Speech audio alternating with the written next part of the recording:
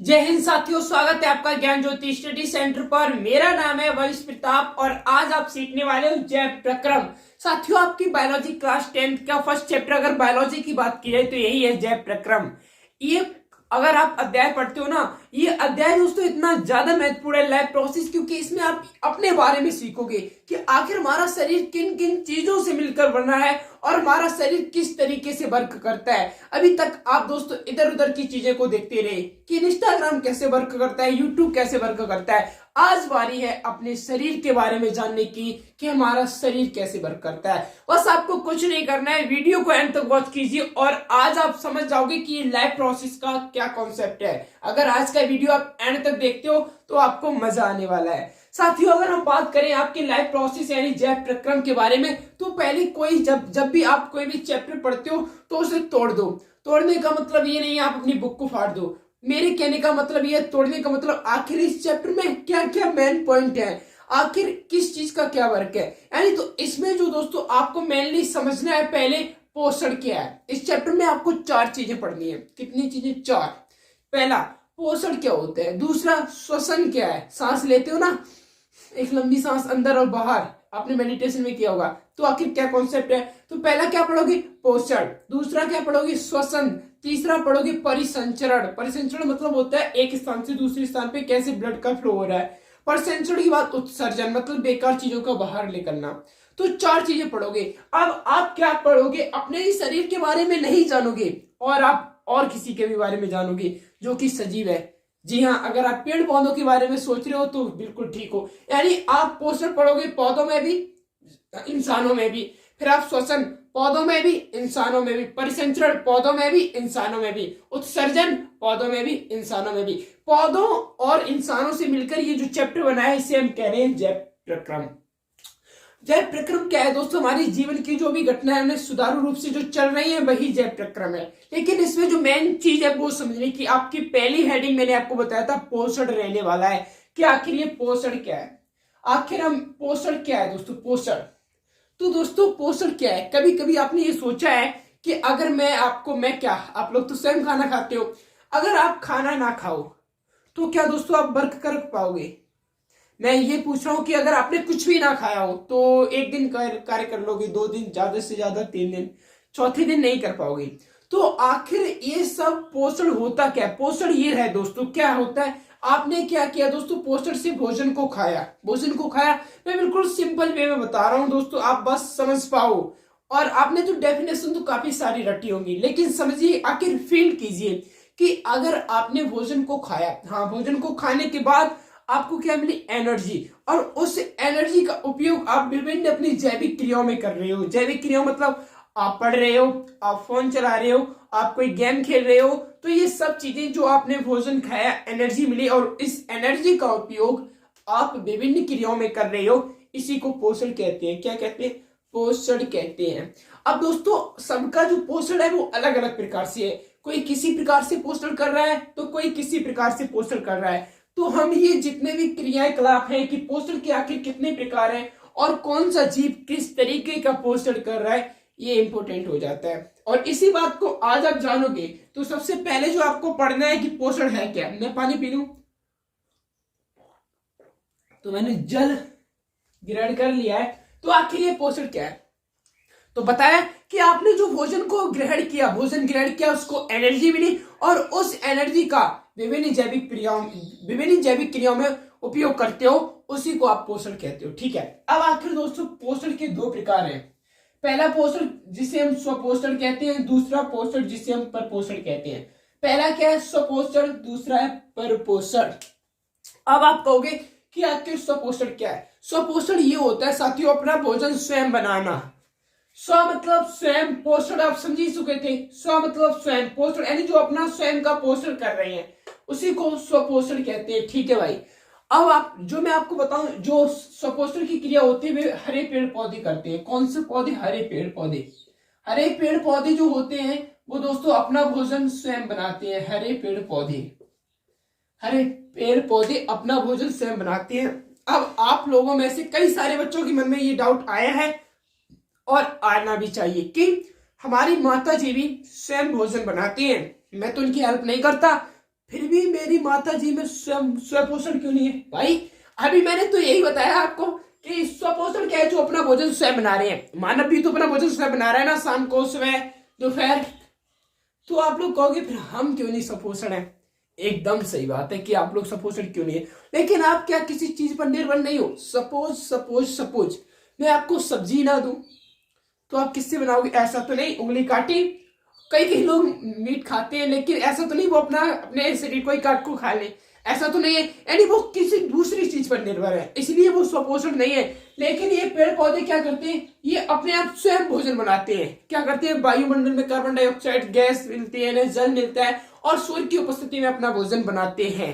क्या बनाते हैं? अपना भोजन बनाते हैं। और ये इनमें जो पौधों में पोषण होता है वो प्रकाश संश्लेषण की क्रिया द्वारा होता है। प्रकाश संश्लेषण की क्रिया क्या होती है? सौर ऊर्जा का रासायनिक ऊर्जा में बदलना प्रकाश संश्लेषण है। अब दोस्तों रुक जाओ रुक जाओ रुक जाओ, आप प्रकाश संश्लेषण आप डिटेल में लिंक मिलेगी डिस्क्रिप्शन में। कौन बताएगा? मैं ही बताऊंगा। डिस्क्रिप्शन में लिंक मिलेगी, मैं बता रहा हूँ कि आखिर ये प्रकाश संश्लेषण क्या है, मतलब उस वीडियो में बताया है, देख लेना आराम से। दूसरी बात आती है कि आपने ये तो सीख लिया कि स्वपोषण क्या है, हरे पेड़ पौधे अपना भोजन स्वयं बना रहे हैं, उसी को आप स्वपोषण कह रहे हो, ओके। दूसरी बात आती है पर पोषण की। पर पोषण के तीन प्रकार है। क्या दोस्तों? एक मृत पोषित, एक मृत पोषित पर पोषण, एक परजीवी पर पोषण, एक है प्राणी संपोषण। यानी ये पर पोषण के तीन प्रकार हो गए। अब आखिर मृत पोषित क्या होता है दोस्तों? मृत पोषित पोषण क्या होता है? वो होता है, जैसे आप एक चीज समझिए, यहाँ पर क्या होता है, ये जीव दूसरे या तुम मरे हुए जीवों पर, यानी जो मृत पोषित के द्वारा अपना पोषण करते हैं। पोषण मतलब ये है बस एनर्जी प्राप्त करना और उसका उपयोग करना, बस ये समझ लीजिए। तो ये क्या करते हैं? जैसे कोई मर गया, सड़ा हुआ पदार्थ, जैसे घर में कई सारे सड़े हुए पदार्थ, अब जैसे रोटी मान लेते हो जो वो सड़ जाती है, तो उससे अपना भोजन की पूर्ति करते हैं और भोजन को ऊर्जा ग्रहण करते हैं, उसके बाद अपना उपयोग करते हैं। तो ऐसे कौन कौन से, जैसे मैं आपको दो एग्जांपल दूं, कवक और बैक्टीरिया, ये क्या करते हैं? सड़े हुए पदार्थों पर निर्भर रहते हैं या मरे हुए जीव जंतुओं पर निर्भर रहते हैं, उनसे अपना भोजन प्राप्त करते हैं। इन्हें को मृत पोषित पोषण कहते हैं। आखिर ये परजीवी पोषण क्या है? ये दोस्तों थोड़े इंटेलिजेंट होते हैं। इंटेलिजेंट ऐसे समझ सकते हो, हम लोग शुद्ध खाते हैं, आप लोग क्या मरा हुआ कोई चीज खाओगे? तो ये क्या करते हैं? शुद्ध। शुद्ध मतलब यहाँ पर कोई बहुत बड़ा शुद्ध नहीं है, शुद्ध मतलब ये है दोस्तों, ये क्या करते हैं? एक जीवित जंतु पर निर्भर है, एक कोई जीवित है उस पर ये दोस्तों अपना पोषण करते हैं, लेकिन उसे मारते नहीं है। जैसे हम लोगों के कई बार जुए हो जाते हैं, तो वो क्या करते हैं? हमसे अपना पोषण प्राप्त कर रहे हैं लेकिन हमको मार तो देते नहीं है, तो उनको क्या बोलते हैं? परजीवी पोषण। क्या बोलते हैं? परजीवी पोषण। मतलब ये दोस्तों आपको किसी भी प्रकार का कोई लॉस नहीं कर रहे हैं, मतलब आपको मारते नहीं, लॉस तो होता है। तो इस प्रकार से दोस्तों क्या आ जाता है? आपका जू आ जाता है, जोंक आ जाता है, अमरवेल आ जाती है, ये सब इसी प्रकार से आ जाते हैं। अब तक हमने क्या सीखा? अब तक हमने ये सीखा कि दोस्तों आखिर हम लाइफ प्रोसेस जैव प्रक्रम में चार टॉपिक को पढ़ने वाले हैं। एक पोषण क्या होता है, एक प्राणी संपोषण एक पोषण क्या है, दूसरा श्वसन क्या है, तीसरा परिसंचरण क्या है, चौथा उत्सर्जन का क्या है। उनमें से हम सिर्फ पोषण के बारे में जान रहे थे। हमने जाना कि आखिर पोषण के दो प्रकार है, एक स्वपोषण, एक पर पोषण। आपने देखा कि स्वपोषण जो कि हरे पेड़ पौधे अपना भोजन स्वयं बना रहे प्रकाश संश्लेषण की द्वारा, प्रकाश संश्लेषण की क्रिया द्वारा। पौधों में पोषण होता है प्रकाश संश्लेषण की क्रिया द्वारा। पर पोषण आपने देखा कि एक मृत पोषी पोषण है, एक परजीवी पोषण है, जिसके आपने अलग अलग एग्जाम्पल देखे। अब मैं आपको बताने जा रहा हूं कि आखिर ये प्राणी सम पोषण क्या है। प्राणी सम दोस्तों, प्राणी सम पोषण क्या होता है? इसमें पहले भोजन को अंदर लिया जाता है, यानी अंतर ग्रहण किया जाता है, भोजन को खाया जाता है कि भोजन आ जाओ, भोजन को अंतर ग्रहण किया, और उसके बाद पाचन होता है, उसके बाद पोषण होता है। इसी को प्राणी संपोषण कहते हैं। अब आप लोग बताइए कि आप लोग भोजन को अंदर करते हो? जी हाँ। तो मनुष्य और जैसे मैं ली दोस्तों, अमीबा में भी प्राणी संपोषण होता है। अमीबा मनुष्य दो पढ़ोगे आज इस टॉपिक के अंतर्गत। अमीबा में जो पाचन होता है, पोषण होता है, वो प्राणी संपोषण होता है। कौन सा? प्राणी संपोषण। मतलब पहले भोजन को अंदर लिया जाता है, उसके बाद क्या किया जाता है दोस्तों? भोजन को बाहर किया जाता है। इन सब क्रियाओं द्वारा अमीबा में पोषण होता है। अब आप जानोगे कि आखिर अमीबा में पोषण कैसे है और मनुष्य में पोषण कैसे होता है। इसका वीडियो बन चुका है, मैंने पहले ही बना दिया था। तो आपको डिस्क्रिप्शन में लिंक मिल जाएगी, मनुष्य में पोषण देख लेना। आपको इतना मजा आएगा उसमें दोस्तों कि आखिर हमारे शरीर में एक पूरी की पूरी मशीन है साथियों। जितने भी सारे आविष्कार हुए ना, कैमरे का आविष्कार हमारी आंख को देखकर, मतलब बहुत सारे आविष्कार हमारे शरीर को ही लेके हुई है कि ये दोस्तों इतनी अच्छी तरीके से वर्क करता है। तो आज हम देखने वाले हो कि अमीबा में पाचन कैसे होता है, किसमें अमीबा में पाचन कैसे होता है। तो दोस्तों अगर मैं आपको बताऊं कि आखिर अमीबा जो है उसमें कैसे पाचन हो रहा है, तो साथियों अमीबा में जो पाचन होता है मेनली 5 प्रकार 5 चीजें उसमें भाग लेती है। कितनी चीजें? 5 चीजें। तो अब आप वही देखोगे कि जो अमीबा में पाचन हो रहा है वो दोस्तों मैंने आपको बताया 5 चीजें हैं।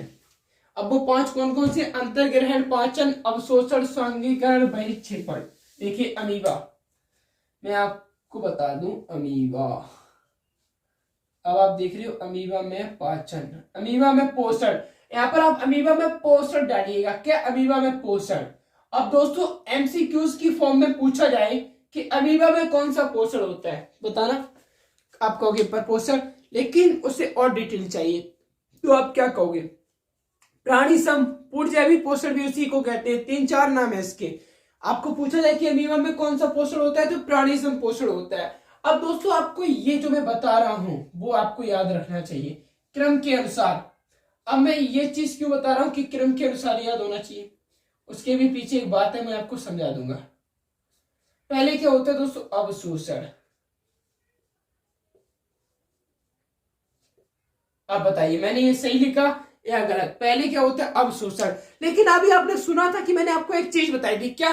कि अमीबा में पहले भोजन अंतर्ग्रहण होता है, तो यहाँ पर अवशोषण आएगा नहीं, इसीलिए क्रमानुसार बहुत जरूरी है। तो पहले क्या होता है दोस्तों, मैं आपको वो समझाने का प्रयास करूंगा कि आखिर पहले क्या होता है। पहले होता है भोजन का अंतःग्रहण, अंतःग्रहण। पहले क्या होगा दोस्तों? अंतःग्रहण। उसके बाद क्या होता है वो देखते हैं। उसके बाद होगा पाचन, फिर अमीबा में होता है अवशोषण, अवशोषण। उसके बाद होता है दोस्तों स्वांगीकरण, स्वांगीकरण। और उसके बाद क्या होता है? बहिक्षेपण, बहिक्षेपण। ये प्रक्रियाएं हो रही हैं दोस्तों अमीबा में पाचन करने के लिए। ये प्रक्रियाएं हो रही हैं जो अमीबा में आपका जिस तरीके से पाचन हो रहा है। अब देखिए, अब जब आप ये देखोगे कि पहले क्या होता है अमीबा, अमीबा का जो आकार है वो निश्चित नहीं है। आप कोई भी आकृति बना सकते हो अच्छी खासी, आप जैसे चाहे तैसे बना सकते हो। जैसे दोस्तों अभी मैं अमीबा का चित्र बना के दिखा रहा हूं आपको, आप कैसा भी चित्र बना सकते हो, उससे कोई मतलब नहीं है, क्योंकि अमीबा का कोई एक चित्र होता ही नहीं है फिक्स किया ऐसा ही बनाना है। तो मान लीजिए दोस्तों हम लोग अमीबा का एक चित्र बना रहे हैं। ये मान लीजिए एक अमीबा है, ये पहली क्रिया है देखिए अंतर्ग्रहण।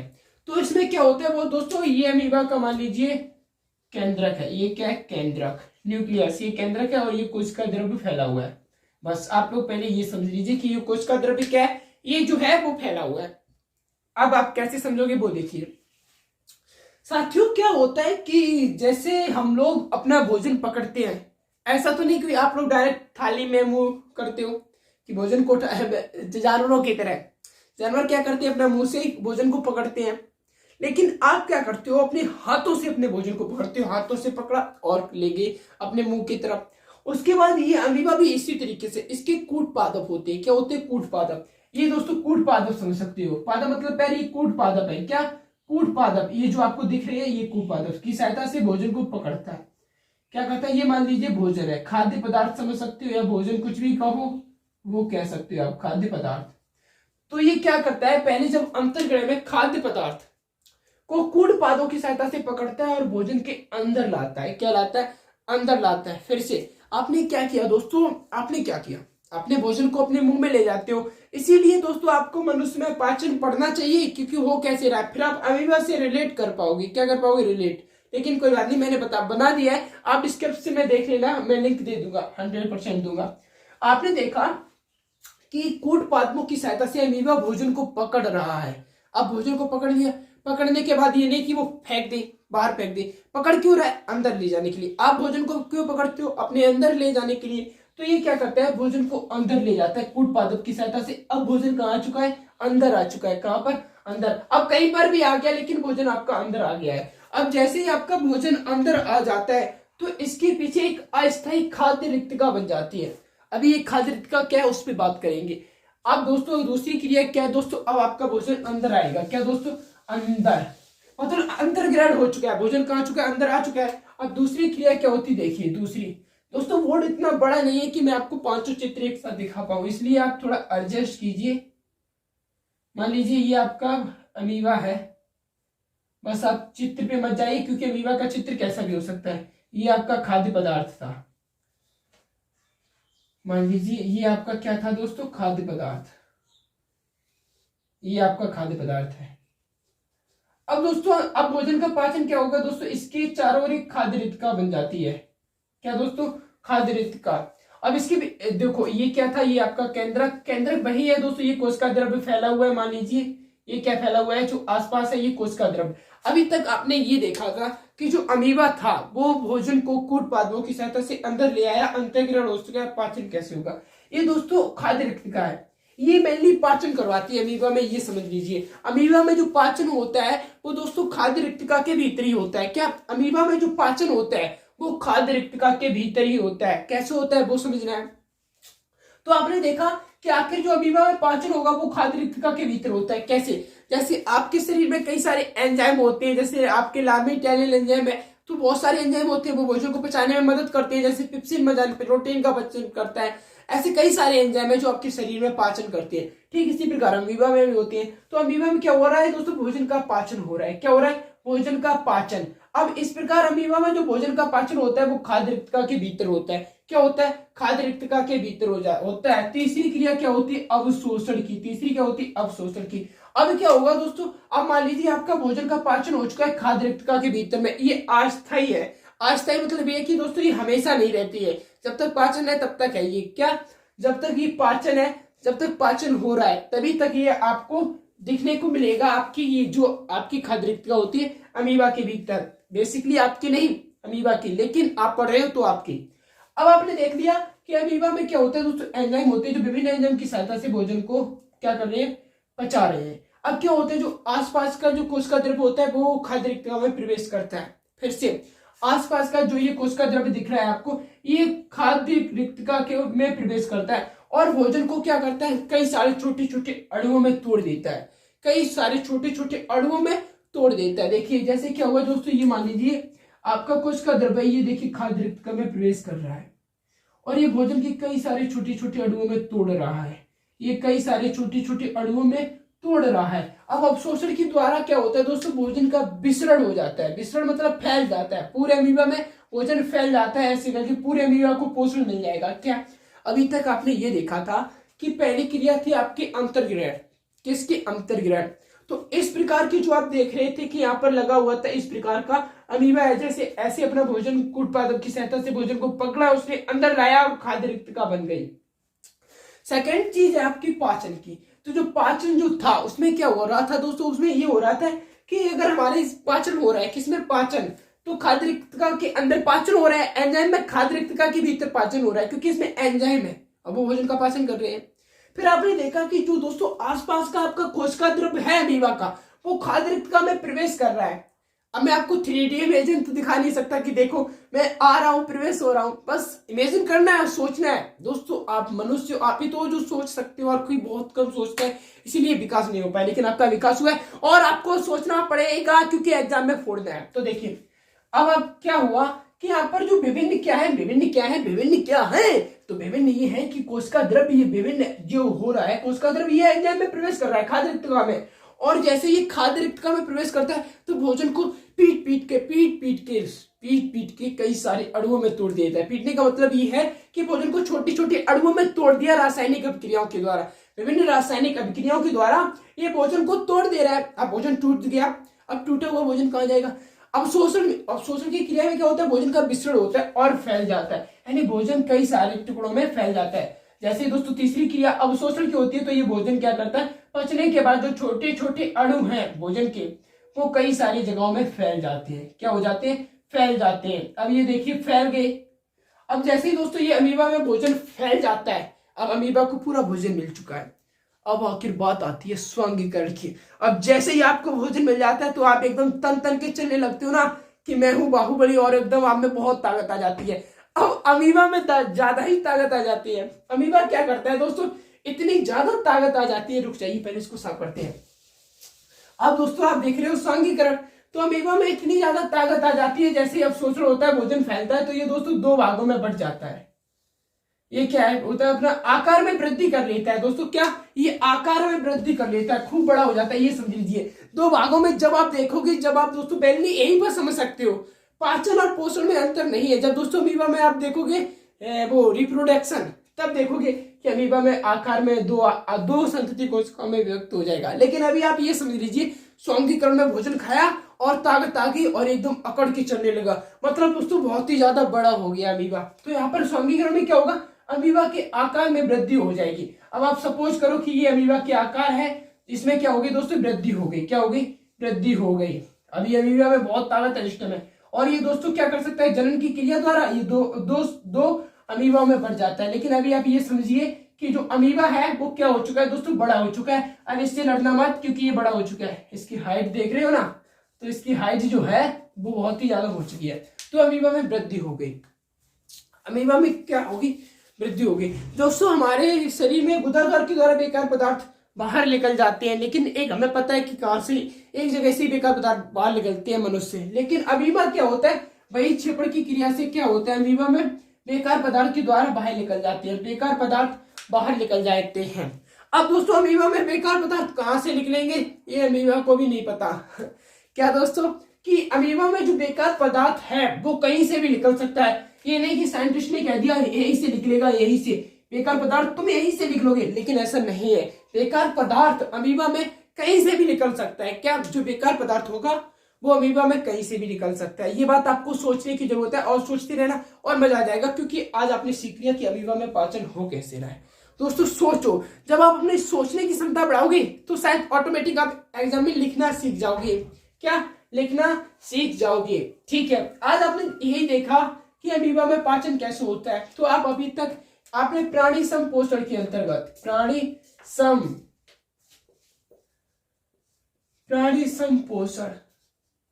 सम पोषण के अंतर्गत देखा था कि अमीबा में पाचन कैसे हो रहा है। पौधों में पोषण के लिए भी मैं वीडियो बना चुका हूं। मैंने क्या कहा था, आप इस अध्याय में क्या पढ़ोगे, पोषण, श्वसन, परिसंचरण और उत्सर्जन, यही चार चीजें पढ़ोगे। तो पोषण में आपने क्या पढ़ लिया दोस्तों, पौधों में पोषण कैसे हो रहा है, प्रकाश संश्लेषण की क्रिया द्वारा। किसके, प्रकाश संश्लेषण की क्रिया द्वारा। और अधिक जानकारी के लिए डिस्क्रिप्शन में जो लिंक दी है उस पर क्लिक करके देख ले। दूसरी बात, अब दोस्तों जैसे आपने देखा कि पोषण हो रहा है अमीबा में क्या, प्राणी सम द्वारा, और मनुष्यों में भी प्राणी सम पोषण होता है, ठीक है। तो ये पोषण वाला जो अध्याय है वो आज और जो अभी आप वीडियो देख लोगे इसके बाद उसमें खत्म हो जाएगा। आपका पोषण में कुछ नहीं बचेगा। और मानव में पाचन वाला वीडियो अवश्य देखना, क्योंकि दोस्तों वो बहुत ही ज्यादा वीडियो है, बहुत ही ज्यादा महत्वपूर्ण वीडियो है, और आपको एकदम अच्छे से समझ में आ जाएगा कि आप है क्या उसमें, बहुत ही ज्यादा खास है। तो पाचन वाला भी वीडियो अवश्य देख लेना, आपको डिस्क्रिप्शन में मैं लिंक दे दूंगा। तो आज तो आपने ये देखा। अब दोस्तों ये चीज बहुत ही ज्यादा इंपॉर्टेंट है। अगर आप लोगों में ये डाउट हो कि हम इसे क्रम अनुसार नहीं करेंगे, अच्छा ठीक है मत करो। आपने कभी अपने पेट से खाना खाया है कि डायरेक्ट भोजन को पेट में घुस दिया, चाकू लेके एकदम ऑपरेशन किया, डॉक्टर बन गए, एक दिन के लिए नीट का एग्जाम क्वालिफाइड कर दिया कि हम तो नीट का एग्जाम क्वालिफाइड कर चुके, और आपने अपने पेट का ऑपरेशन कर दिया कि आज से जो भोजन है डायरेक्ट हमारी छोटी हाथ में जाएगा। जा सकता है? नहीं जा सकता है। ठीक इसी प्रकार अमीबा में भोजन पहले अंतर्ग्रहणी होगा। तो क्रम के अनुसार याद करो, अंतर्ग्रहण, पाचन, अवशोषण, स्वांगीकरण, बहिक्षेपण। क्या अंतर्ग्रहण पाचन अवशोषण, अंतरपाचन अवशोषण, स्वांगीकरण, बहिक्षेपण। अंतरपाचन अवशोषण, अंतर्ग्रहण, पाचन, अवशोषण, स्वांगीकरण, बहिक्षेपण। ये याद करना बहुत जरूरी है। क्रम के अनुसार याद करो और सोचते रहो कि पहले क्या हो रहा था। अमीबा पकड़ रहा था किसको, भोजन को, किससे, कूड़ पादपों की सहायता से। हाँ याद हो गया। फिर क्या करोगे कि आखिर पाचन में क्या हो रहा था कि दोस्तों खाद्य रिक्तका कुछ थी गोल गोल, जो मैंने व्हाइट बोर्ड पे देखा था, और उसमें एंजाइम थे, भोजन पच रहा था, फिर कोशिका द्रव एंजाइम में प्रवेश कर रहा था, भोजन के छोटे छोटे अणुओं में तोड़ रहा था और फैला दे रहा था, फिर कुछ स्वांगीकरण हुआ, इससे अमीबा बड़ा हो गया और बेकार पदार्थ बहिक्षेपण के द्वारा बाहर निकल गया। अब जब आप इतना आउटलाइन अपने माइंड को दोगे, दे लिया, अब यहीं पर रुक मत जाना क्योंकि अब मैंने पढ़ लिया। अब आपको बुक रीड करने की जरूरत है। जब आप बुक रीड करोगे तब आपको कुछ अच्छी चीजें देखने को मिलेंगी, वहां की डिटेल अच्छी से होती है, फिर वहां पे देखोगे तब आपको चीजें समझ में आ जाएंगी, रिलेट कर पाओगे, अच्छा हाँ इसका मतलब ये है। इसीलिए किताबें पढ़ना भी जरूरी है। सब कुछ आपको वीडियो में ही नहीं मिल जाएगा, और ना ही वीडियो पे डिपेंड रहा कीजिए कि अब सब कुछ मिल गया। और आज क्या है, आज है, और आज क्या है, आज क्या है दोस्तों, आज क्या है, आज क्या है, कॉन्स्टिट्यूशन दिवस 26 नवंबर है। तो दोस्तों आपको संविधान दिवस की हार्दिक शुभकामनाएं।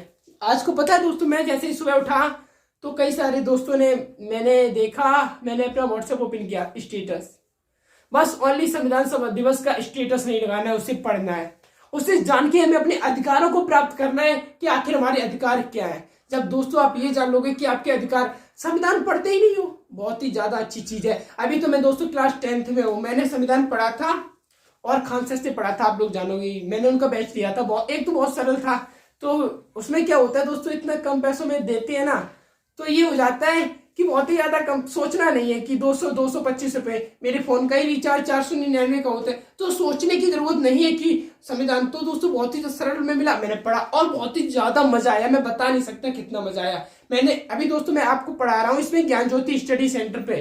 इससे पहले मेरा एक चैनल था वंश प्रताप क्लासेस, उस पर भी मैंने वर्क बंद कर दिया, क्योंकि समझते हो क्या हुआ होगा। तो एक था दोस्तों वंश प्रताप, एक था VPSY स्टडी ग्रुप, उस पर भी बंद कर दिया, बहुत सारी बनाई। तो मैं वहां पे संविधान ही पढ़ाता था, तो आप देख सकते हो वहां पर मैंने लगभग 10-15 वीडियो संविधान की बनाई। तो हमें क्या करना है, हमें ये नहीं करना है कि स्टेटस लगाने, हमें उसको पढ़ना है और अपने अधिकार को जानना है कि आखिर हमारे अधिकार क्या क्या है। और दोस्तों ये इंस्टाग्राम पे समय देने से अच्छा है अच्छे अच्छे लोगों को फॉलो करो, कि आखिर अपने करियर के तौर पे अभी बहुत अच्छी सीरीज उसमें चल रही है संदीप सर के शो में। संदीप सर जी जो क्या करते हैं, संदीप महेश्वरी आप जानते ही होंगे, उसमें क्या है सर, वो बताते हैं सभी बिजनेस के आइडिया की सीरीज चल रही है, जिसे बिजनेस पसंद है वो दे सकता है। तो आज हमारे पास इतने इतने महान व्यक्ति हैं यूट्यूब पर कि हम दोस्तों कुछ भी सीख कर सकते हैं। हमें जब हम सोचना सीख जाएंगे, वो हमें क्या करते हैं, सोचना सिखा देते हैं। जरूरी नहीं हमें उनकी बात माननी है, लेकिन हमें सोचना आ जाता है, हम सही गलत का फर्क कर सकते हैं। तो स्टेटस लगाने से अच्छा है संविधान को पढ़ा जाए। आई होप दोस्तों आज का वीडियो आपको पोस्टर के बारे में अच्छे से समझ में आ गया होगा।